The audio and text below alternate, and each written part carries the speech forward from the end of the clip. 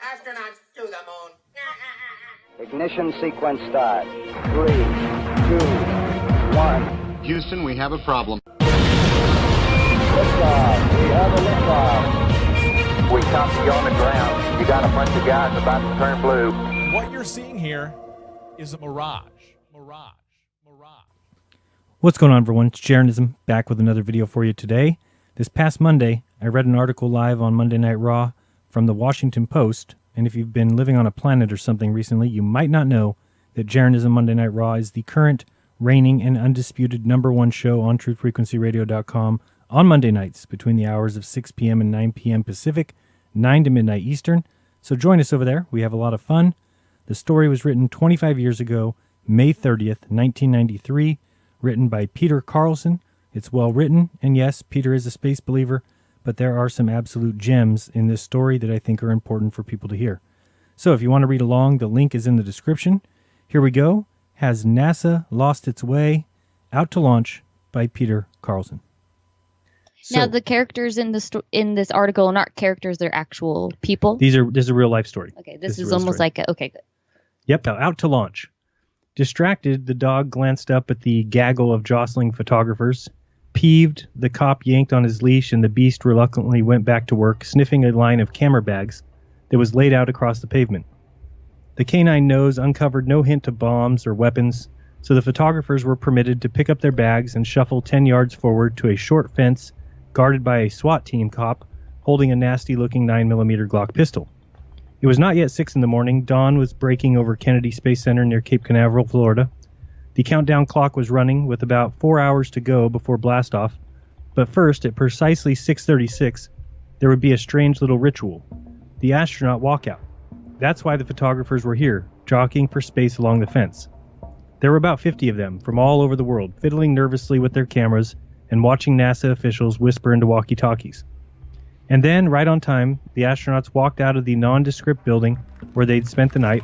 There were 7 of them, 5 Americans and 2 Germans, each clad in a bright orange flight suit and high-top black sneakers. They smiled and the cameras clicked like Gatling guns. They waved and the cameras clicked some more. Then they walked about 20 steps and climbed into a pudgy silver Airstream trailer. That was it. The aptly named astronaut walkout took about a minute. It was an utterly absurd event, except for one thing: if the shuttle blew up, as the Challenger did back in 1986. Well, then these pictures would appear in every newspaper in the world. Last shots of the brave, grinning heroes alive, which is precisely the reason for the astronaut walkout.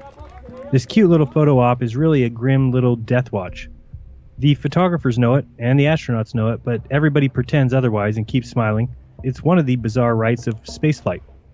The Airstream pulled slowly out of the parking lot, carrying the astronauts to Launch Pad 39A, where the shuttle Columbia stood glistening in the day's first light, filled with 500,000 gallons of rocket fuel, and then NASA's official visit escort marched the photographers back to the 2 grungy buses which took them back to the geodesic dome where the press awaits blastoff. Inside that dome, reporters huddled around portable computers, banging out stories about an event that hadn't occurred yet. Some of the veterans wrote 3 advanced stories, one for liftoff, one for a last-minute postponement, and one, the one they didn't show anybody, for an explosion. Later, the appropriate version would be updated with the actual facts. Milling around, too excited to sit still, were other reporters, or pseudo-reporters, space buffs with dubious credentials from college papers or tiny newsletters or public access TV stations. They spouted space trivia the way sports fans rattle off statistics about the 1927 Yankees. One middle-aged guy confessed in a whisper that he was a lawyer, not a reporter, for the radio outfit whose credentials he wore. He said the shuttle represented the apotheosis of the whole culture, and spoke with an awe about how it emitted an inner glow like the Pieta. At T-8 minutes, I wandered outside to stake out a spot on the lawn in front of the press grandstand. Out past the huge digital countdown clock and a fetid little lake, Columbia stood there 3 miles away, its nose aimed towards the brilliant blue heavens. Twice in the last few months, technical glitches had postponed the flight. But on this day, March 22nd, the countdown proceeded with no problems. I'd never seen a launch before, and I was surprised at how nervous I was. Would I witness a magnificent ascent or a horrible explosion? Adrenaline-fueled butterflies fluttered in my gut. 2 minutes and 10 seconds from launch, said Mitch Varnes, the NASA commentator, whose voice bellowed out of the grandstand loudspeakers like a ballpark announcer's. The astronauts have now closed their visors in preparation for the launch. The replenishment of liquid hydrogen to the external tank is being terminated, and Columbia is now disconnected from all ground systems. "I'm getting chills," said a college student who was standing next to me. Then she giggled nervously. "When Columbia's engines ignite in 75 seconds, the roar of 37 million horsepower will begin," Barnes continued. "More than 7 million pounds of thrust will kick in 6 seconds after that. When the boosters ignite, Columbia begins its journey skyward." Everybody leaned anxiously forward, squinting towards the shuttle, which was shining in the sun. T-minus 15, and we're coming up for a go for main engine start. And we're coming up on a go for main engine start. 7, 6, 5, 4. A burst of orange flame leapt from Columbia's tail, producing a puff of white smoke as thick as whipped cream. The shuttle shuddered, but failed to move. "Abort.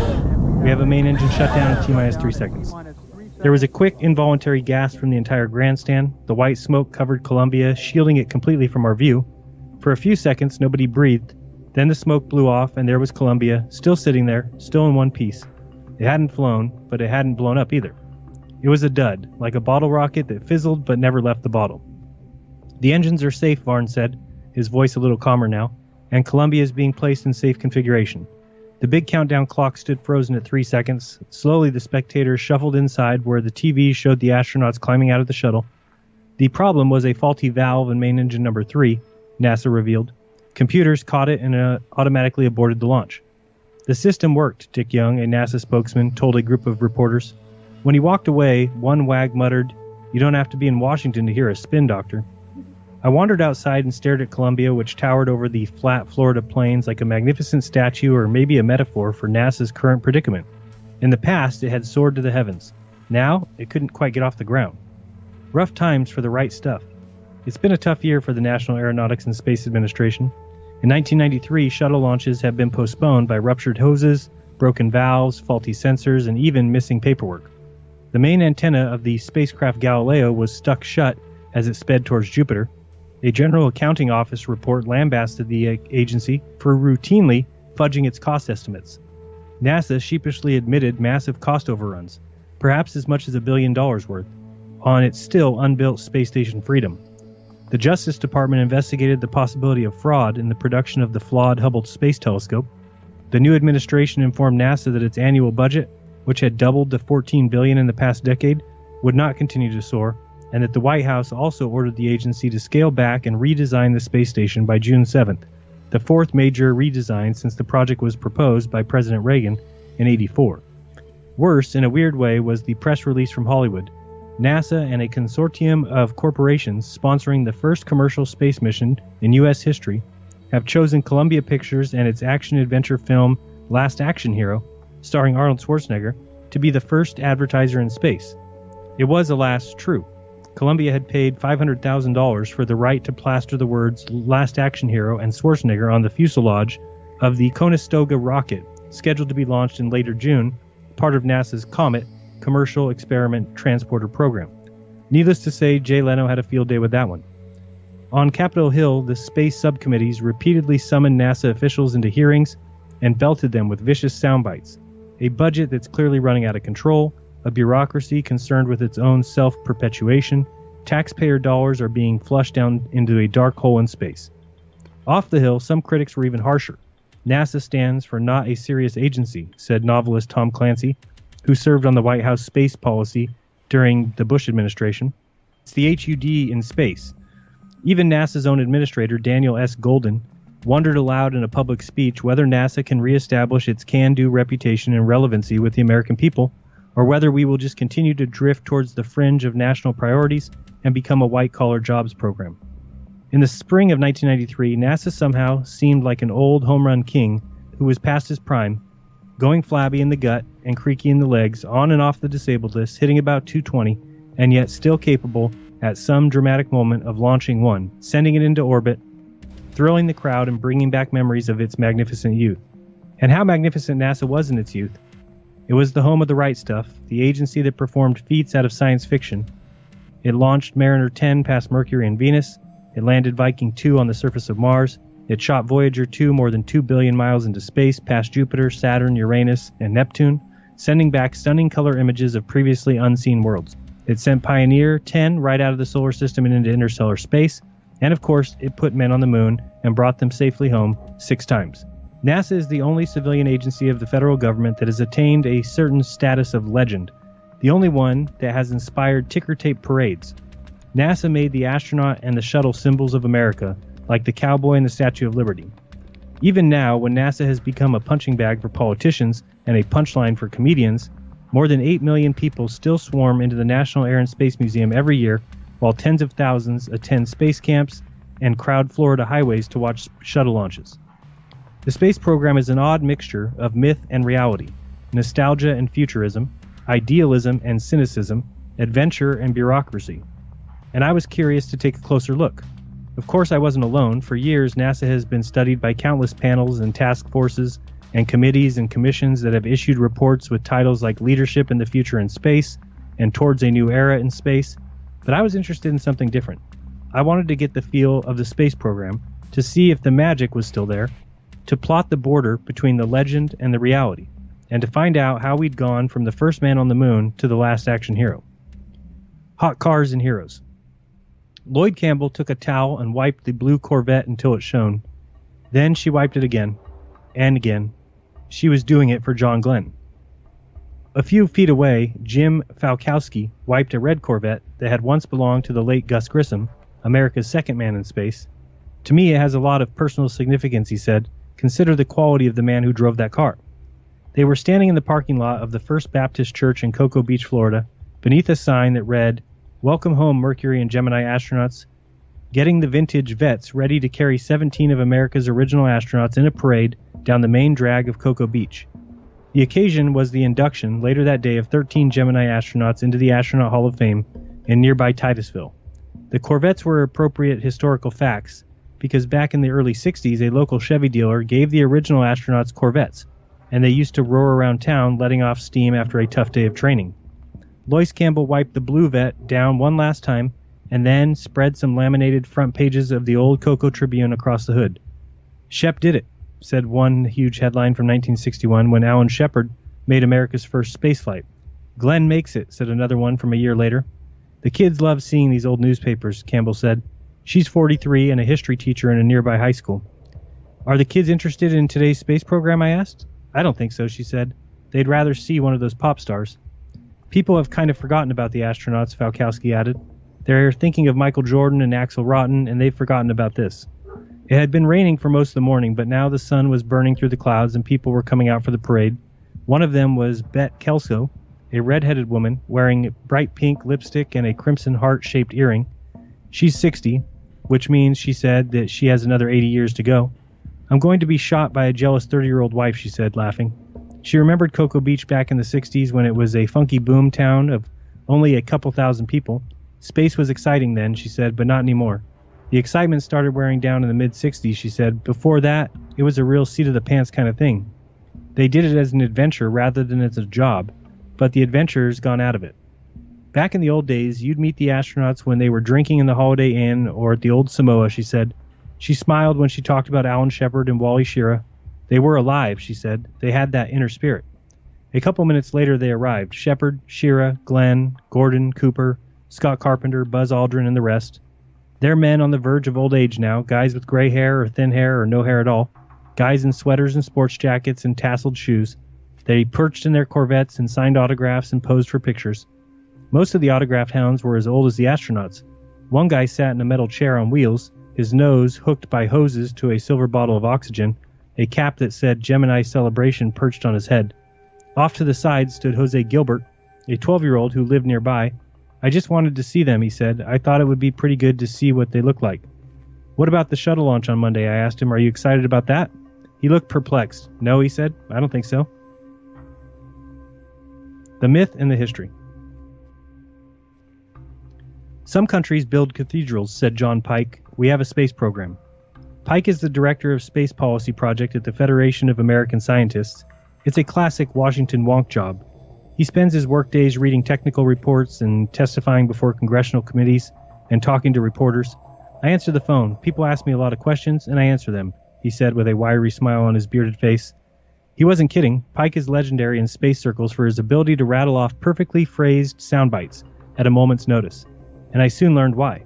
He greeted me, but then he sat down and put his big feet on the desk and kept them there for 3 solid hours while he sipped water, smoked several Camels, answered the phone, and spouted sound bites on various topics, including predictions on NASA personnel matters that later proved true. It was pretty impressive. I'd read Pike's Senate testimony on Space Station, and I had come to ask him technical questions, but we were soon sidetracked with a discussion about the myth. The fundamental thing that the civil space program has done all along is embody and express core national values and aspirations, he said. The presumption of the American Republic is that we're pioneers, that we explore frontiers, that we use technology in that pursuit, and that we are a country with a special sense of our place in history. And in various guises, I think that's mainly been what NASA's been about. It's mainly about making us feel good about being Americans. He said it very matter-of-factly, but I found it stunning. Is that worthy of all this money? Yeah, he said. Of course, all countries need institutions that embody the national myth, and NASA is ours. The Brits have the monarchy, the Westminster Abbey, and we've got the space program and the Air and Space Museum. So it's like a religion? Yeah, he said. It's a secular religion in the same sense that the flag and the 4th of July are part of our secular religion. Where does the science fit into this? Where does science research fit into this? I asked. Icing on the cake, he said, still wearing that wiry smile. We've certainly learned some interesting and important things, but most of the resonance of the program with the public has to do with the fact that it's humans going into the heavens rather than finding out more about Earth's magnetosphere. Is that true? Is NASA primarily a big national feel-good program? I ran Pike's idea past another oft-quoted space expert, John Logston, a white-haired political science professor and director of the Space Policy Institute at George Washington University.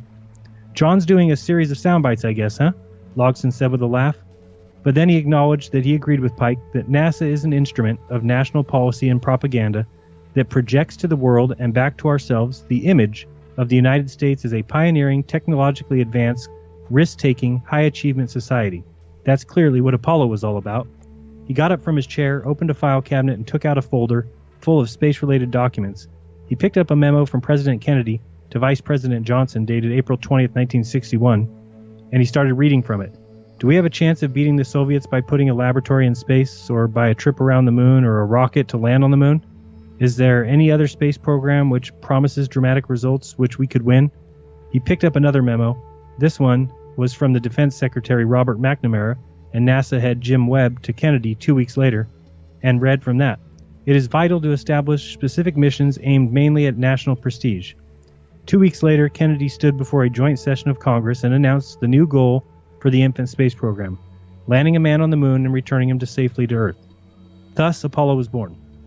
It was conceived, Logston said, in reaction to Kennedy's political problems, the Bay of Pigs, Laos, the Soviet success in space, but never as a scientific endeavor. Science had nothing to do with it, he said. When Apollo 11 landed on the moon in 1969, fulfilling Kennedy's goal, Richard Nixon was president. This is the greatest week in the history of the world since the creation, Nixon said. Before long, though, he was cutting back on the space program. His calculus, said Logston, was that there were no benefits to him as a president that could match what he'd already gotten for being president when Apollo happened. So Nixon nixed the idea of a mission to Mars and instead opted for a program to build cheap, safe, reusable vehicles that would carry men and machines into low Earth orbit. In other words, the space shuttle. It would, Nixon said, take astronomical cost out of the astronautics. But the shuttle program has cost more than $80 billion since then, and it has never quite worked as planned. Instead of 60 flights a year, the original estimate, it has flown only 55 flights in its 12-year history. The shuttle is undoubtedly a technical marvel, the only vehicle that can cart thousands of pounds into orbit and bring it back. But the 4-shuttle fleet now requires a permanent army of 30,000 workers to keep flying its schedule of 8 missions per year. And of course, there was the horrific 1986 Challenger disaster. NASA spent the 70s developing the shuttle and then, in the early 80s, advanced a new program, the space station. Why that project at that time? Because NASA was done building shuttles. Logston said, NASA is an organization that is set up to develop big, new hardware systems. Either you found something else to do, or you shut down portions of the organization, and every institution tries to maintain itself. So it was a big WPA project, I asked him? Yes. That was the primary goal? Well, that was the primary reality. Logston had laid out a pretty bleak, even cynical history of NASA. After all, he's a man with a huge poster of a footprint of the moon hanging on his office wall, a poster autographed by the man who put that footprint there. To Space Policy Institute, best wishes, Buzz Aldrin, and Logson serves on the board of Aldrin's National Space Society, which he calls a citizens advocacy group for space. Does that mean that you're an advocate for the space program? Yeah, he conceded. I'm not a Trekkie. I've never read real science fiction. I don't want to go to space, but I think it's a neat thing. It's exciting. Then he smiled and played the space proponent's ultimate trump card. You tell me, when you come back from that shuttle launch, if it was or wasn't an exciting thing. Unhappy heroes. In the Astronaut Hall of Fame, the displays included a moon rock and a piece of the Atlas rocket that launched John Glenn into orbit, and Pete Conrad's Apollo 12 flight suit, and Alan Shepard's Apollo 14 toothbrush, and Buzz Aldrin's 9th grade report card, and Jim Lovell's Boy Scout handbook. In the Hall of Fame souvenir shop, there were 6-inch rubber astronauts for $1.99, and photos of rocket launches for $2.75, and teddy bears dressed in spacesuits for $9, and NASA jumpsuits for $70. And in the Hall's auditorium, the Gemini astronauts, fresh from their parade through Cocoa Beach, sat behind a long table for a group press conference. The first question was, do you perceive that it's less fun nowadays to be in the space program? John Young, the only Gemini veteran still at NASA, he's a special assistant to the director of the Johnson Space Center, answered the question the way Shepard used to answer back in the old days, in the voice of Jose Jimenez. Being an astronaut, he said, is still fun. His old buddies roared with laughter. But that was about it for the laughs. It soon became obvious that the Gemini brethren were not thrilled at all with the current space program. We're about 35 years behind where we should be, said Conrad. I think we somehow have abandoned the cause, said Eugene. We somehow seem unwilling to take risks and to be accountable as we did 20 or 25 years ago. NASA has to show its credibility, said Tom Stafford. I'm talking about leadership at NASA. I don't really think we've had effective political leadership for American space program since Apollo, said Borman. We had a dichotomy in our society in the 60s. Those of us who are here today were involved in a great nationalistic effort to beat the Russians in a space business. Half the other people in the society were throwing rocks and bombs and dodging the draft. They're running the country now. I just hope we get a space station up, said Conrad, but personally, I don't hold out a lot of hope. Amid all this gloom, a reporter rose to ask a question of Buzz Aldrin, who walked on the moon nearly a quarter century ago. What benefits should we point out to Americans, especially Americans too young to remember that? What have been the benefits of the fact that you and Neil Armstrong went to the moon? Aldrin pondered that question for a long moment. Intangible benefits, I think too many people are looking at what's in it for me, he said. What I think has been in it for them is the number of people that, well, as I go around, they come up to me and they feel compelled to tell me that where they were back when I went to the moon. To me, that's not because of something that happened there on the moon. It's because something that happened to the person that made their life significant at that point. I think we tend to want to look for, what's the goodie in this? What am I going to get out of these moon rocks? It's the lifting of the spirit. It's the fact that we regret that we're not doing it today and that we should. That what we got out of Apollo. Back to the moon and on to Mars. When we talk about return to the moon, we're really talking about settling the moon, said Michael Griffin. When we talk about voyagers to Mars, we're talking about one day settling on Mars with a permanent human activity. Griffin was sitting in his NASA office, sipping coffee out of his NASA mug.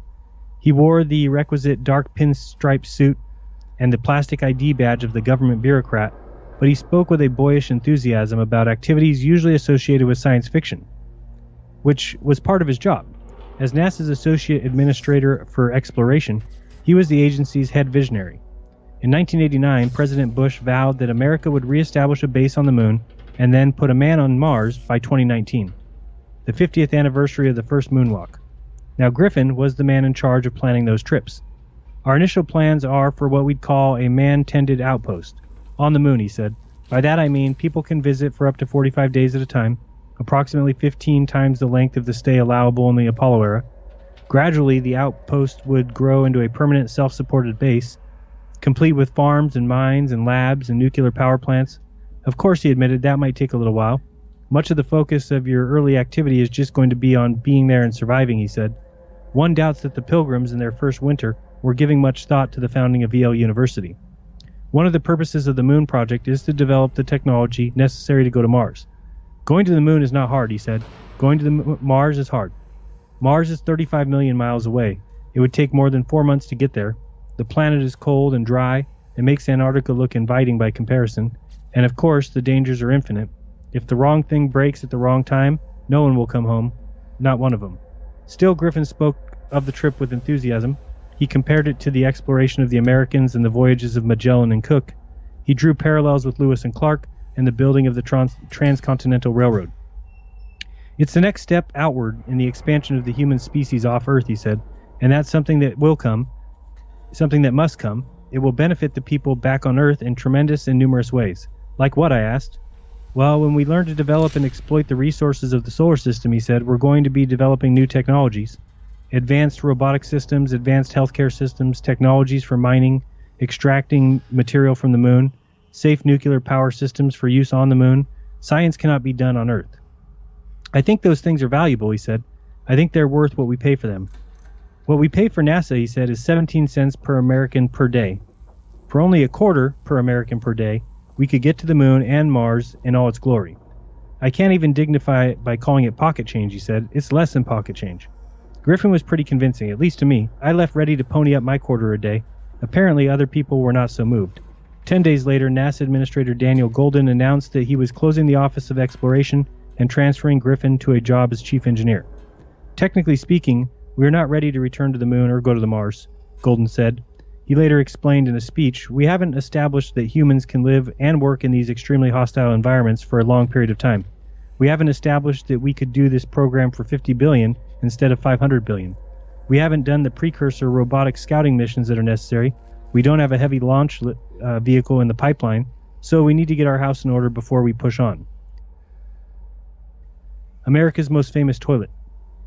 So here we are, Mr. Chairman, looking down the drain of NASA's snazzy new space shuttle toilet, said Republican F. James Sensenbrenner Jr., Republican from Wisconsin.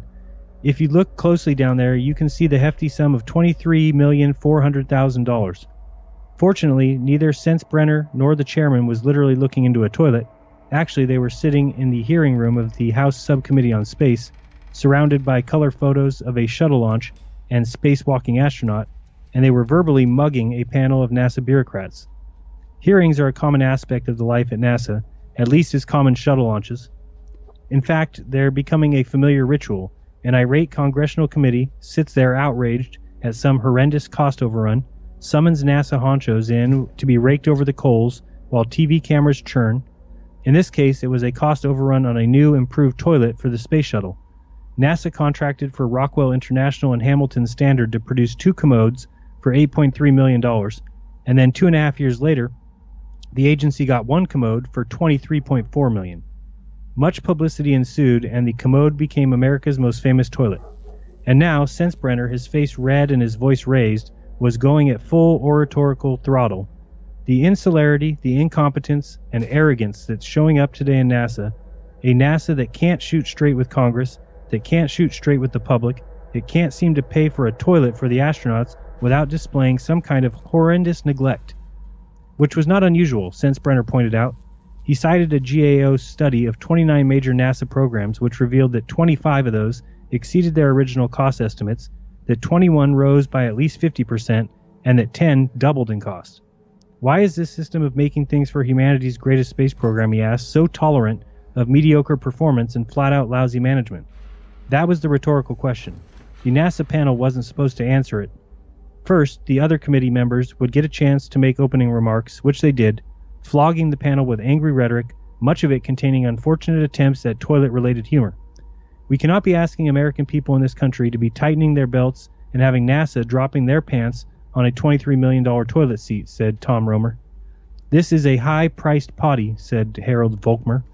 We're not just looking at a space toilet today, said Dana Rohabacher. This is about whether or not the management of the space program is adequate or not. The credibility of the entire space program is at stake, said Dick Zimmer. It's absolutely crystal clear, said Martin Holk, that when we have to go back and talk about defending a gold-plated toilet that costs about 5 times more than it was supposed to on a per-unit basis, it's awfully difficult to come off without egg on your face. This verbal horsewhipping went on for nearly an hour, while a panel of 5 NASA honchos in dark suits sat at the witness table, silent and stoic. This ritual is apparently how NASA desk jockeys prove that they have the bureaucratic equivalent of the right stuff. They show it by remaining utterly unemotional while being bludgeoned by TV-frenzied polls And then, after being duly sworn in, by droning on with prepared statements that are so long, so convoluted, so jargon-studded, so stupefyingly dull that the committee is bored into submission. Jeremiah W. Pearson III, NASA's Associate Administrator for Spaceflight, went first. Thank you for the opportunity to come before you today to discuss NASA's management of the Space Shuttle improved waste collection system in the context of NASA's program management and procurement practices in general. Then came Daniel F. Germany, a manager at NASA's Johnson Space Center. Primary reasons for the cost overruns were the significantly underestimated task complexity by Hamilton standard and significantly underestimated vendor and subcontractor costs for hardware components. Then came Leonard Nicholson, NASA's shuttle program manager. All of these agreements and commitments are then reviewed and confirmed at the preliminary design review and then again at critical design reviews. Then Deidre A. Lee, NASA's acting associate administrator for procurement. In the area of the program management, the agency has developed an infrastructure to strengthen the program and the process management. This is going to include a program management council chaired by a deputy administrator and consisting of other key managerial positions. By this time, it felt as if all the air in the crowded hearing room had been completely sucked out and replaced by carbon monoxide. Republican Volkmer had laid his head atop his folded arms on the desk in front of him and appeared to be dozing off. But several other members of the subcommittee managed to stay awake. Some even tried to get real answers out of the panel. Somebody at NASA wasn't doing their job, said Rodebecker. Well, said Germany, we at NASA, this is a team effort. Well, maybe you could tell me what member of the team is screwing up. Well, let me just say it this way, said Germany. The team put the requirements down, and I'm the chairman of the team, so you're accountable for it? Rockenbacher said. Have you docked yourself some pay? No, sir. Has there been any pay docked from any member of this team because of this screw-up? Not that I'm aware of.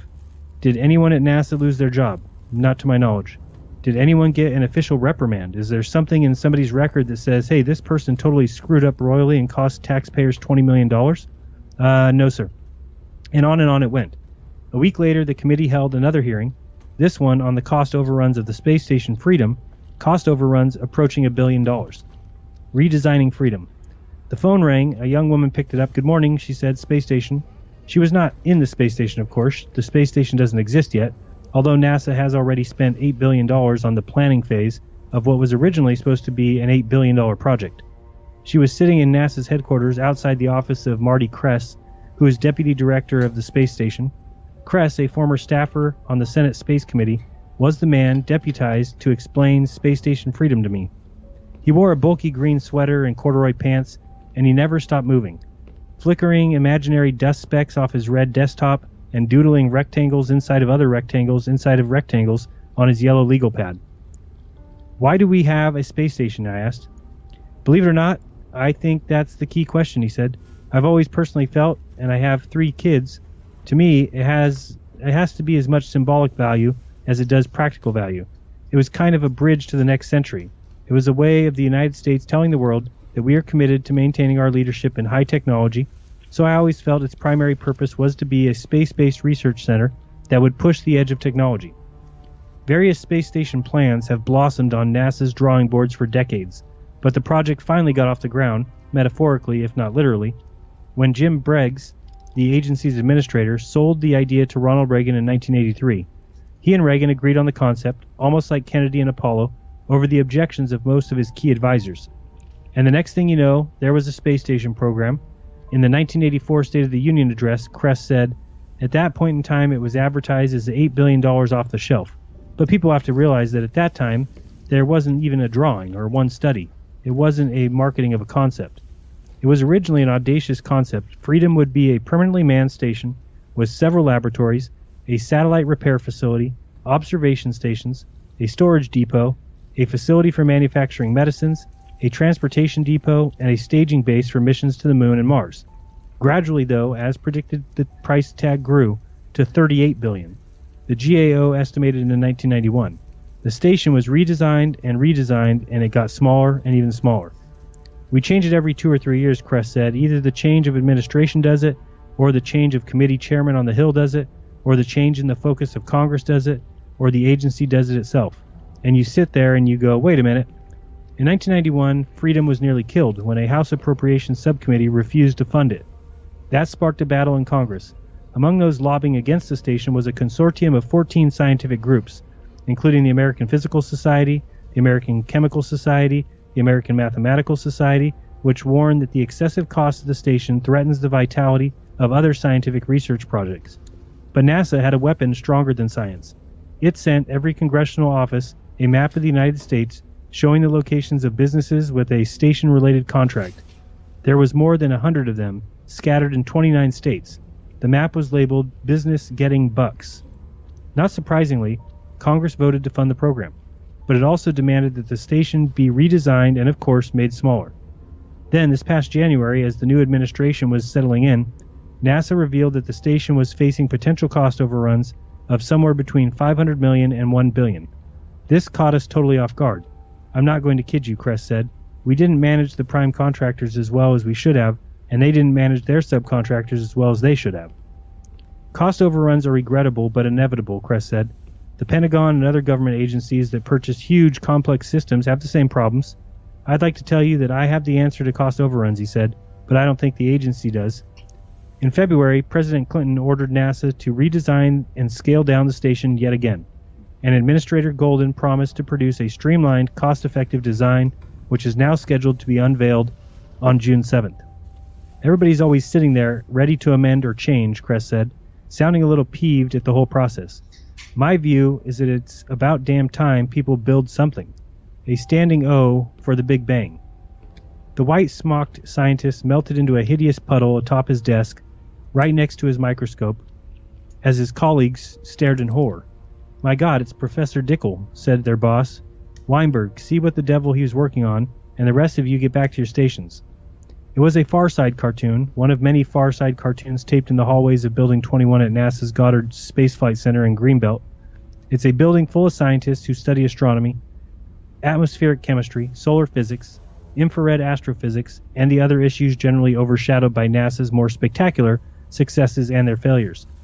I was wandering the halls of Building 21, killing time, between appointments, pursuing the stuff on the walls. On the bulletin boards were notices about a workshop on mass supply and flows in the solar corona, a symposium on the infrared cirrus and diffuse interstellar clouds, and a colloquium on particle acceleration phenomenon in astrophysical plasma. There were photos of impact craters on Venus, which looked like lakes of fire, and there was a list of new books in the Goddard Library, which included gas chromatography and a catalog of quasars and active nuclei. On one wall was a newspaper story about NASA's Cosmic Background Explorer, or COBE project. It caught my eye because I was on my way to interview the COBE's head scientist, John Mather. The headline read, "Exclusive Photo of Heaven." The text was even better. Scientists claim to have found heaven at the center of the Milky Way galaxy, and that they have a photograph to prove it. The photograph showed a horizontal line with a light shining in the middle, a light that the paper identified as an enormous celestial city that may be inhabited by God and the souls of the dead. It might be heaven, but I couldn't identify it as such, Mather said with a laugh when I asked him about the story, which appeared in one of the more imaginative supermarket tabloids. A tall, thin, soft-spoken scientist. He keeps a thermos of skim milk on his desk to get him through the long afternoons. That picture in the newspaper, he said, actually was made by the COBE satellite, but what it really showed was the center of our galaxy as seen in infrared. And it wasn't just the tabloids that COBE won extravagant praise from. Stephen Hawking, the famous physicist, called its results the discovery of a century, if not of all time. What the COBE satellite did was measure the cosmic background radiation produced by the gigantic Big Bang explosion that scientists believe created the universe about 15 billion years ago. Scientists had developed theoretical models of the radiation, but it was impossible to measure its accuracy from within the Earth's atmosphere. But COBE, orbiting 559 miles above the Earth, was able to measure the radiation so accurately that it could have either disproved or strongly corroborated the Big Bang theory. In January 1990, Mather presented his findings to a convention of the American Astronomical Society when he put up a graph of COBE's measurements, a graph that looked like a silhouette of a ski slope that assembled scientists immediately recognized that the figures matched their theory. When we showed a curve where all the data points lay exactly on the predicted line, people could see that we had done something really important and significant, Mather said, and it was a great relief to them and me. How did astrophysics express that relief? In the traditional way? They rose up to their feet and applauded. A standing O for the Big Bang, a standing O for John Mather, For a NASA scientist, it was the professional equivalent of John Glenn's ticker tape parade through the New York. For NASA, it was the biggest triumph of the 1990s. The COBE, which cost only $400 million over 15 years, won much media praise and many scientific awards. It's an example of something NASA's done right, said GWU's John Logston. There's a general perception, agreed John Pike of the Federation of American Scientists, that COBE is the kind of science you ought to be doing in space. To Mather, COBE is just one of the examples of the cutting-edge science that NASA's unmanned space program has been producing for years without much fanfare. The agency spends nearly a fifth of its budget on science, not just space science projects like COBE, but Earth science projects like Nimbus satellite, which have been monitoring the Earth's ozone layer since 1978, long before the ozone became a hot issue. We have a large number of truly brilliant projects, Mather said. We are trying to do stuff that's newer, that's never been done before by any human being. We take stuff that was impossible and we make it happen. Like many of NASA's scientists, Mather is skeptical about the agency's conventional wisdom that the American public just doesn't get excited about unmanned space missions. COBE generated lots of enthusiasm, he said. You don't have to send a human being to die or risk death to have a real adventure. People are so excited when we fly by Mars or Venus or Jupiter, they're glued to their television sets watching the satellite pictures come by. I don't think we should send a human being until we are really ready to push what we have done without one. Cheaper, faster, better. You have a factory that builds metal coat hangers, he said, in the South Bronx. The market just dropped out of the black coat hanger business, and we have millions of black coat hangers. You've got 3 minutes. Tell me what you're going to do with those black coat hangers. Who, me, I asked? Yeah, you. Trust me. Just sit and write. So I did. Golden timed me. Okay, he said after 3 minutes. What have you got? Bird cages, bicycle spokes, mobiles, pipe cleaners. He was not impressed. You were looking for a good idea, he said, and you prejudged it. Instead, I should have been more childlike, less linear, open to any idea, even silly ones, in short, more creative. I gave this test to folks on the space station redesign, he said. I felt they were becoming a little too constrained in their thinking. They knew what couldn't be done. That's changed now, he said. The redesign team is doing great work planning a new station that will be what Golden keeps saying he wants all NASA projects to be. Cheaper, faster, better. He's 52, with curling, graying hair, round wire glasses, and he became NASA's administrator in April of 1992. It was a homecoming of sorts. He'd started out his career in NASA in '62, working as a propulsion engineer. NASA was the only place I wanted to work, he said. 5 years later, though, he quit. Fed up with the agency's dense bureaucracy, NASA got hardening on the arteries, and then he went to TRW, where he remained for 25 years, until George Bush appointed him to head NASA. Even now, after 14 months at the helm, he remains one of NASA's harshest critics. NASA has no clear statement of vision. NASA has grown comfortable with big programs that lasted decades, and our once proud science program has been reduced to a few gargantuan spacecraft. NASA was so paralyzed by fear of failure that it was a self-fulfilling prophecy. They wouldn't do anything. We existed as part of the Americans' anti-Soviet campaign, to show the world that we could do bigger things than they could in space, with the implication about weapons. That's the reason NASA existed, and as a result, it never had to justify its budget. It didn't need a vision. And after we went to the moon, we lost the bubble, and then we became a big jobs program. I'm exaggerating a little bit to make a point, he said. Needless to say, such sentiments did not endear Golden to all of its employees. He sent a message that excited a lot of NASA employees and insulted the top management of the place because he's a threat to the status quo, said John Logston. So there's been a raging war for the soul of NASA. It's a war that Golden intends to win. We are looking at streamlining the management structure, and some rice bowls are going to break, he said. We can't have it both ways. We can't have a NASA that is on the cutting edge, that's creative, that's frugal with money, that delivers things, that has accountability, and the kind of system that we have now. Golden is delighted that NASA's annual budget will not rise to $23 billion by 1998 as planned under Bush, but will remain below $17 billion. I think this is the most wonderful thing that's happened to NASA, he said. Government agencies have got to feel the pinch at the bottom line, and although it's going to be painful, I'm excited about it, because now people can't say, well, I've always done it this way, why should I change? Well, you better change. And Golden plans big changes at NASA. He wants a cheaper, less complicated space station that can get off the ground soon.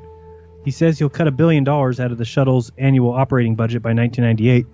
Instead of a few big, complex, multi-purpose scientific satellites, he wants to launch more smaller satellites. He wants to spend a larger percentage of NASA's budget on unmanned missions and a smaller percentage on manned flights.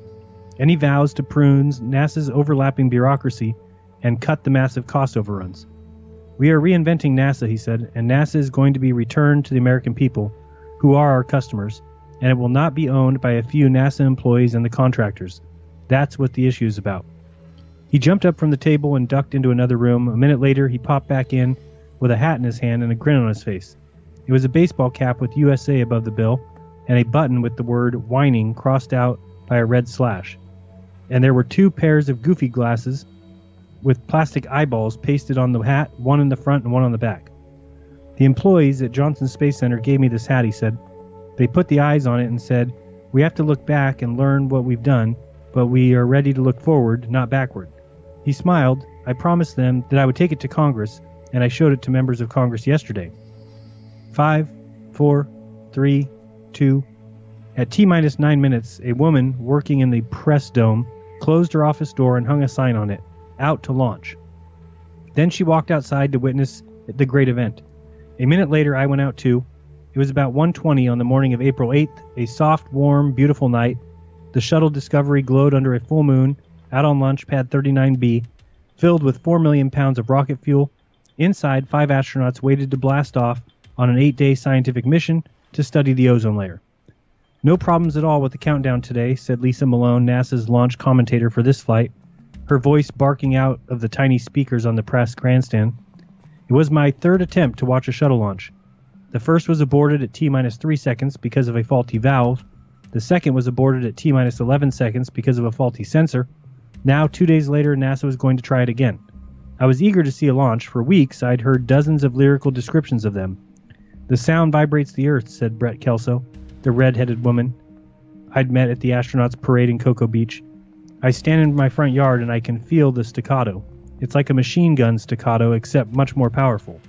You'll actually feel it in your chest. You can feel it in your bones," said Bill Nelson, a space buff covering the launch for a cable access station in Illinois. "You see it and you feel it. The intensity of the light and the sound and the smoke and the low-frequency noise," said John Logston. Logston had the gaga look in his eyes when he described it, the same gaga look that everybody seemed to get. I asked him what caused so many people to get so moony. "Probably the pure sensual sexual energy of what's going on," he said. "Sexual? That's the same word novelist Kurt Vonnegut had used to describe the experience. It's a big space bleep," Vonnegut wrote. "How would taxpayers feel if they found out they were buying orgasms for a few thousand freaks within a mile of the launch pad? And it's an extremely satisfactory orgasm. I mean, you're shaking and you do take leave of your senses." As I said, I was eager to see this launch. "T-minus 10, said Lisa Malone. 9, 8, we've got to go for main engine start. 6, 5, 4, 3, 2, 1, we have ignition. We have liftoff." Discovery rose slowly on a bright yellow column of fire. From the bleachers behind me came this high-pitched squeal of delight as the sound of Shea Stadium when the Beatles stepped on stage. For a moment, that was only noise. Then came this low rumble, like a silk ripping, like a roaring fire. Discovery pushed upward into the black night, but the horizon below it was as bright as the moon. It was an eerie effect, like the famous Magite painting of a night street below a sunny sky. The sound got louder and deeper, like the ultimate bass note, like distant thunder, like an ocean full of ice cracking, like the last creak of a mine timber before the cave-in, like nothing I'd ever heard. And that's just the sound of the sound. There's also the feel of the sound. It pulses out the ground up, your leg bones and you're inside your chest, like the vibration of the ultimate electric bass note, like a minor earthquake, like the rattle of windows when a jet goes by, like nothing I've ever felt. And then the force of the blast-off hit me, pushing me backward like one of those shoves to the chest by a guy who was in a bar fight, the ones they give each other instead of punches when they really don't want to fight. Discovery streaked higher into the sky, picking up speed. 1.5 minutes so far, said the voice from the speaker.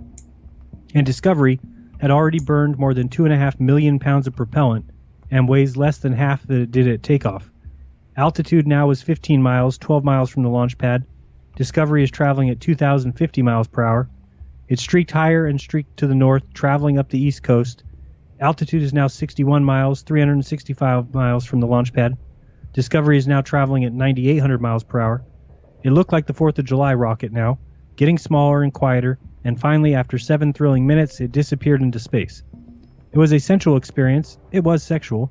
The Earth moved, my body trembled, I saw fireworks, and when it was over, the guy from the New York Times lit up a cigarette and everybody chatted about how it felt and how it compared to other launches.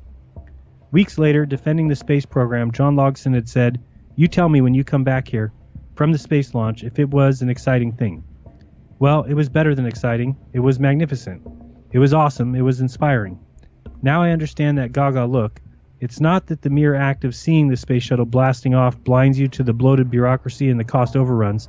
It's not that witnessing a space shuttle soaring heavenward makes you forget the pork barreling and the outrageous waste. It's just that the power, the absolute glory of it, the great American audacity of the whole endeavor, makes you want to forgive NASA's sins and give it one more chance. So if they can cut waste and trim the fat, if they can really do it cheaper, better, and faster, then let them do it. Light the fuse and let it fly. The end. Wow. Pretty crazy, incredible story. And, you know, for me, and I think after we read it the first time, I had said that I wouldn't doubt that if you and I went there and saw the shuttle launch, that we might walk away with that and say it was the most amazing thing we'd ever seen. I probably wouldn't say it was sexual, though. No, well, they've never been in our bedroom, obviously. Well, no. So it's not just a little rumble that, you know. But I mean, the thing is it's a production. Yeah. I He mean, even said at the very end, he's like, it makes you forget Right. about all their bullshit. So once you see a story like that 25 years ago, what do you think NASA grasped onto? What do you think they saw and said, this is it? So it's answered the question for me of why do they do all these launches? Right. Why do they constantly do this bullshit? They have to. That's all they Because got. they need to grip as many people as they can. And for some reason, people have this love of fire and explosions, bombs, and they love it. They just can't get enough of it. It's probably because they don't get enough of the orgasmic explosions. That is probably true. We've heard Red's rhetoric. He gets a little too excited when those rockets take off. We've heard several videos, maybe even dozens of videos of people recording rocket launches, and they sound like they're orgasming. Like they got to clean their pants right oh after. God! Oh. Yeah, It's crazy. It's kind of a. No, I don't make that sound when I orgasm. Just so you know. No. She does not. Very quiet. Yeah, right. So I mean, I thought it was an interesting story. I mean, there was some interesting stuff about myth and legend at the beginning. I thought that was pretty incredible. Yeah. Because really, that's what we're dealing with is the whole idea. It's a propaganda machine, and From day one. And you know, let's remove right now. Let's say me and you are going to go into a different mode here. Okay. We're going to go into the mode that everything NASA does is real. Okay. So their spacewalks are actually being done in space, 250 miles above. Okay. The shuttle is going up to space. They went to the moon. All that stuff. Even if I give them all that, I still can't understand how there's been, I forgot if it's 5 or 10 trillion. I think it's $5 trillion in space economics since 1960.